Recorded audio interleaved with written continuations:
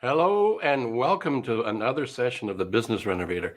I'm really looking forward to talking about today's subject. As you can see there, it's 7 secrets to success in sales. I don't know if they're really secrets or not, but if you never knew about them, I guess they were a secret. Before I launch into the 7 secrets, let's go look at Brian Monahan's book, Customer Delight 365. So today I've selected quote, very short, very precise, by the Jim Rohn, who is known as the philosopher by many. If you had an opportunity to meet him and listen to him, interesting dude, lots of great advice and great ideas on how to be successful in any endeavor in life. So here we go. Here we go with you must either modify your dreams or magnify your skills. Jim Rohn. Brian, my buddy, the author and curator of this book, Customer Delight. Same with customer satisfaction. You can settle for satisfaction or plan for delight. So Mr. Rohn said, you must either modify your dreams or magnify your skills. So today, I'm going to give you an opportunity to consider that as well. You can either magnify your skills or carry on. Let's get rid of that and get on with the points that we have for today. The first one of the 7 is get serious about your work. Make up your mind that you want to be in the top 10% of your profession. Really get serious about it. Don't dilly-dally. Don't fumble around. Dilly-dally, boy, that makes me sound old. That's not a word I would normally use. Anyway, don't dick around. We're only here for a limited time. We never know how much life we get to have. So why not be the best you possibly could be so that you can serve as many people as you like and live the life that you would prefer to live, that you dream to live, that you plan to live by getting serious about your work. The second one is, coming right up, is identify your limiting skills to sales success. You can apply this to other areas outside of sales, but for today's purpose, we're talking about selling. And selling, everybody actually does, if you think about it, from a young child trying to get attention of a parent, or ice cream, or a new toy, or change a channel. They're very good at it, very persistent and very resilient. So what's the one skill that if you were to change that, which would be a constraint for you currently, what's that one thing that if you fixed that, worked on it, would up-level your game? No matter what it is, write it down. And then start making a list of all the things you could do to get better at that one skill. Things like take a course, read a book, hire a coach, all of the above, or anything else. Write them down and then start implementing them a few at a time. Don't try to do everything all at once, but just 1 or 2 of those ideas, implement it to help you raise your skill level, and that area will increase your sales anywhere from 20 to 30% in a 6 to 12 month period easily. Or if it's something, it's a time constraint. Here's the other thing that you could put on the list. If it's something that you don't want to do, it takes away from what your strengths are. You could hire somebody who wallows in what you're weak at. They love it. It's their favorite thing. It's what gets them out of bed. Maybe you have a strategic partnership in around that, or an assistant.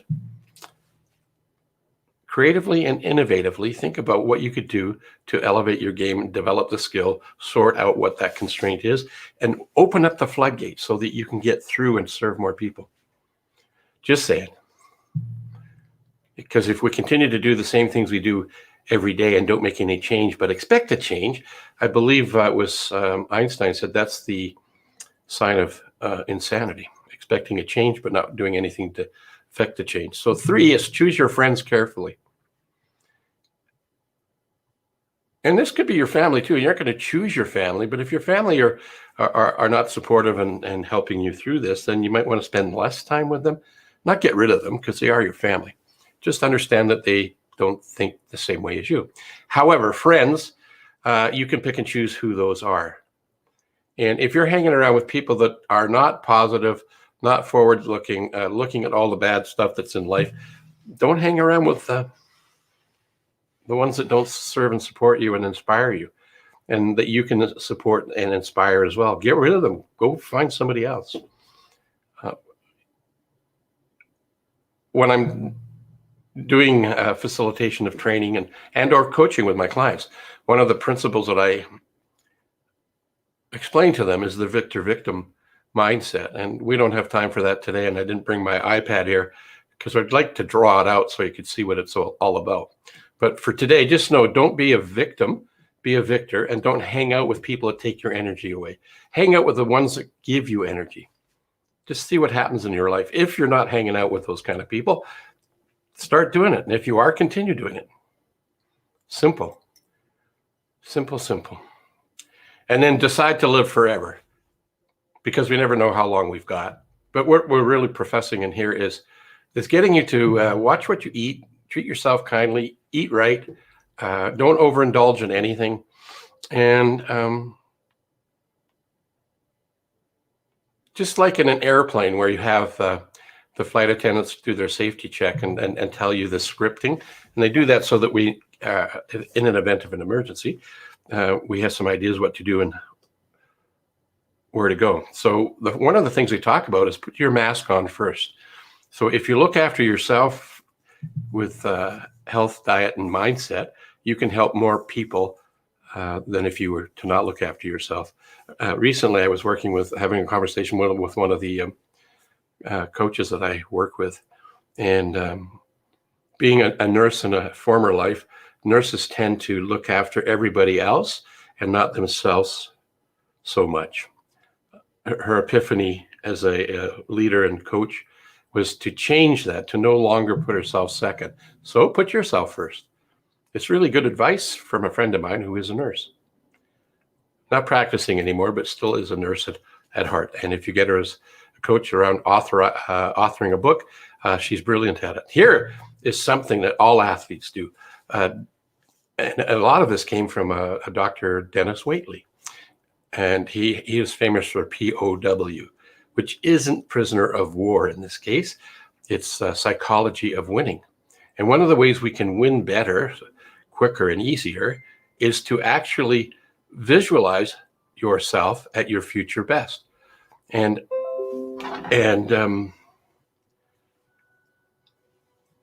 imprint all of the things you'd like to have show up in your life. It's an amazing thing. One of the things I found, though, is when I get into the zone and I do this, I've actually got so excited about things that I can't sleep at night. So it's a word of caution. You might lose some sleep because your energy changes. It's not a bad thing. What I do is, when that happens, is rather than toss and turn and staying in bed, I'll get up and start writing the ideas down. And eventually I will get tired and I will calm down and serve myself a lot better. Anyhow, creative visualization is a really good thing to do. And let's go to number 6. Practice positive self-talk. Now, if you're watching me now or watching in a replay, I'm going to ask you a question, get you to ponder it. Do you talk to yourself? And some people might say, well, do I talk to myself? I don't think I talk to myself. Do I talk to myself?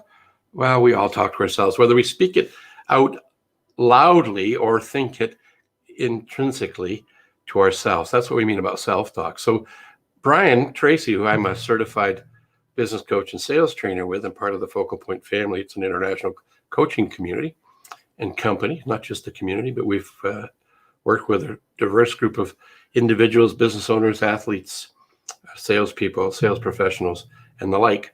And Brian's famous for a couple of really short state-changing statements or self-talk, like, I like myself, I like myself, I love my job, I love my job, I like myself, I love my job, I can do it, I can do it, I can do it. Every day and every way I'm getting better, better, and better. Every day and every way I'm getting better, better, and better. So if you're saying those types of things to yourself, there's no room for that other stuff to sneak in, which I won't repeat because I don't want that to be imprinted in my mind.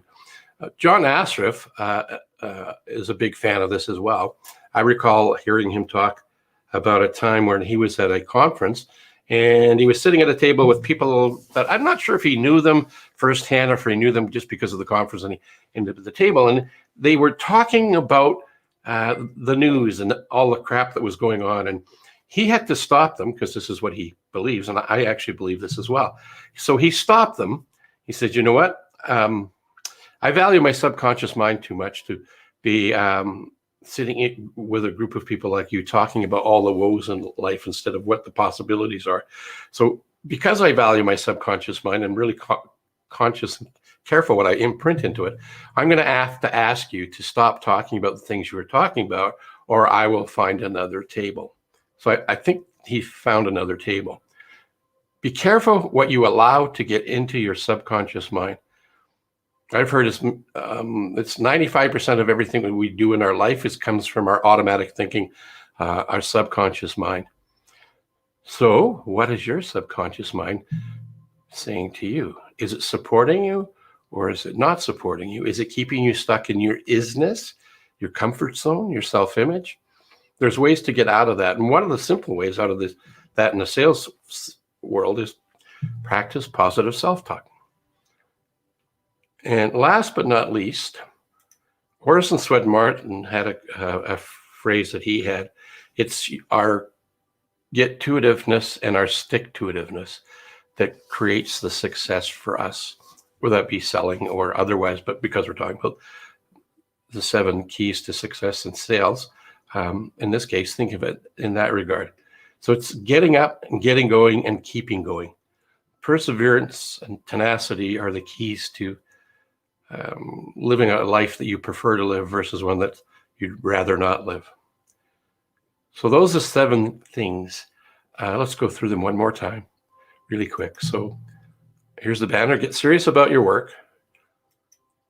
Identify your limiting skills and make a list of things you could use to change them. Number 3, choose your friends carefully because, birds of a feather flock together. Eagles fly with eagles generally, and pigeons with pigeons. They don't really mix.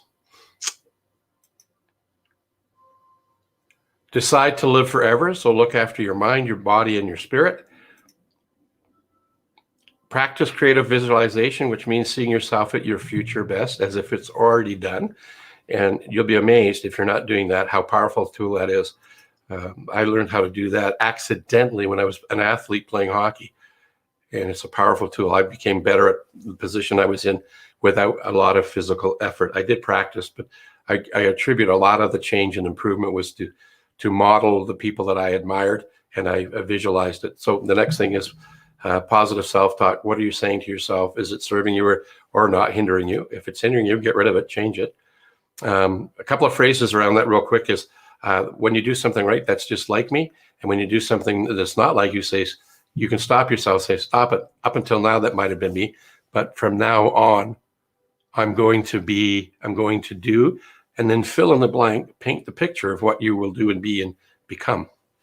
And then the last one here in these 7 keys is get going and keep going. It's your get-to-itiveness and your stick-to-itiveness. So let's see who's here with me today. A couple of people have popped in here live. Good morning. There's Eric Bam.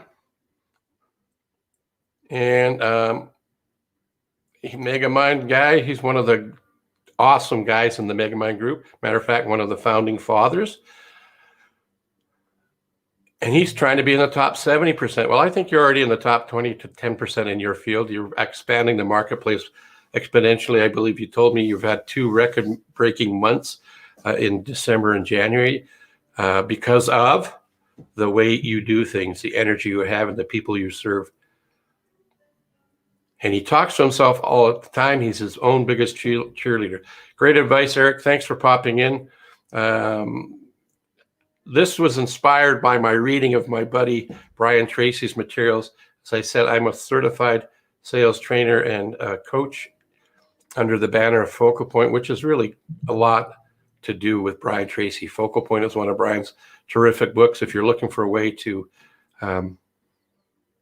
increase your effectiveness overall, out and beyond the sales world, that's a great book to pick up too, Focal Point. Actually, I think I have a cover of it. I'll show it to you one time real quick. Here it is right here. And you can see that. I'm going to take the banner off so that you can see that. Hang on, guys. There we go. Brian Tracy, Focal Point. Really good book. Doesn't talk a lot about selling, but it does talk about life. Excellent book. I'd encourage you to get it. You can get it from Amazon. Probably get an Audible on it. Anyway, if you like this, share it out. And if you have seen this on a replay, go #replay. Appreciate it. Until we show up again on live streaming broadcasting via the internet and Facebook, we'll see you all later.